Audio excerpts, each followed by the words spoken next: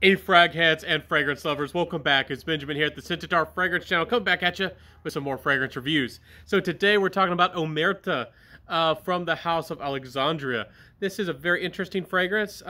It's a fresh tobacco fragrance. The tobacco to me comes more of a green tobacco, more of a fresh tobacco. Certainly there's some vanilla, I believe it was, and a little bit of like aged whiskey. It's a boozy, kind of semi-dark, boozy tobacco fragrance. In the dry down, there's a modern agar wood, synthetic, of course, for this price range with Alexandria. It definitely is more of a modern, synthetic, probably. If there is any real oud in this fragrance, it's the plantation type, which is much more almost like smooth and toned down and controlled. It's not particularly animalic. It's not scary in this fragrance. It's a nice, seductive, charming fragrance. I think that Alexandria really likes to use boozy notes really well in their fragrances, and I really adore that they have some dark fragrances like this that really do the job pretty darn well. At first, when you first smell this fragrance, it might not seem that unique. The Alexandria fragrances, from my personal experience, of course you get a little bit of the alcohol, not a lot from Alexandria, but as the first couple seconds of the fragrance seem kind of flat. And then it takes a couple seconds, and you have to give the fragrance a tiny bit of time to react with your skin, and then the fragrance like blooms, then it comes out, and then you really can smell the fragrance. Some fragrances are bold and punchy in the opening. Sometimes fragrances are linear and they smell immediately like what they smell like. Alexandria's, for some reason, really have to mix with my skin and get a little bit of my body temperature to get them going, and I find that very interesting. But anyways, this is a very nice wearable tobacco fragrance.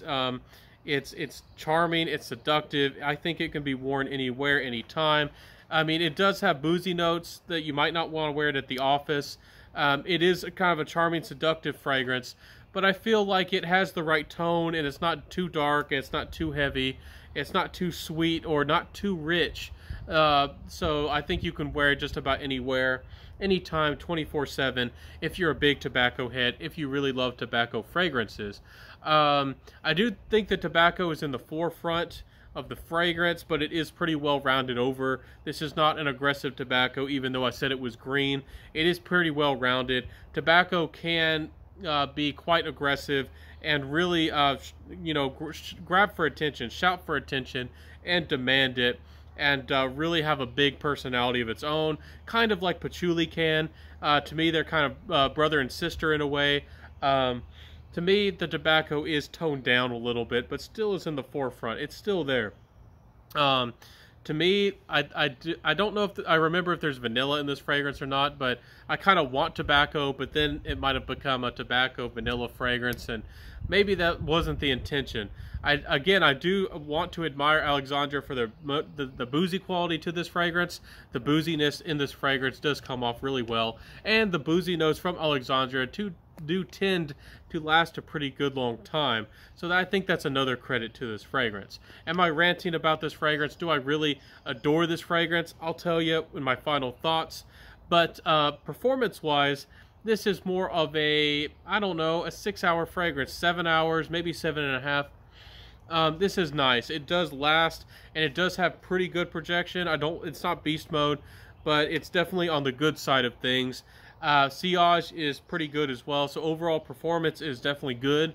I don't know if I would say it's very good, but it's definitely nice, and because it's a distinctive smell, I say this sometimes, it can be picked up, and it's very noticeable. Tobacco, to me, often is a note that people pick up on a lot, even if they're not familiar with the smell of tobacco.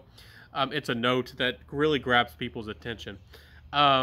Performance, I told you all about that, so what do I think about the compliment factor?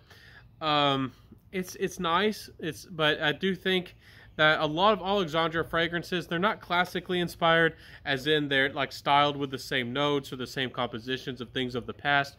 But I do think that some of their fragrances come off as maybe a little bit more for the mature crowd. I think that you might have to be 25 plus to appreciate this and wear this.